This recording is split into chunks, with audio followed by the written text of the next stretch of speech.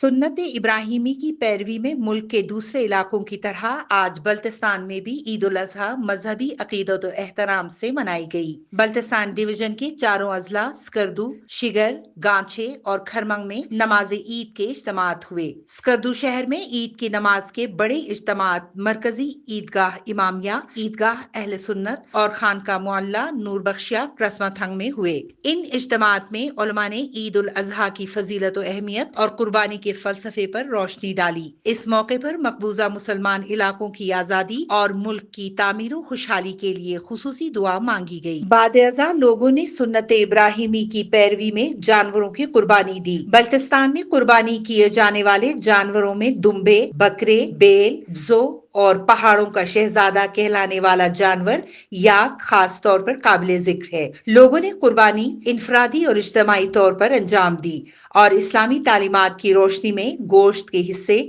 غربا، ہمسائے اور عزیز و اقارب میں برابر تقسیم کیے۔ ہر عید بچوں کی ہی عید ہے، اس لیے بچے بہت خوش نظر آ رہے ہیں۔ آج ہم نے اپنے عزیزوں اور دوستوں کے ساتھ عید منایا اور دوستوں کے ساتھ گوشت بھی تقسیم کیا۔ اس موقع پر قربانی کے جانوروں کی علائشوں کو بروقت ٹھکانے لگانے اور صفائی کے خصوصی انتظامات کیے گئے تھے۔ کوثر پروین، سیاچن ٹائمز، سکردو۔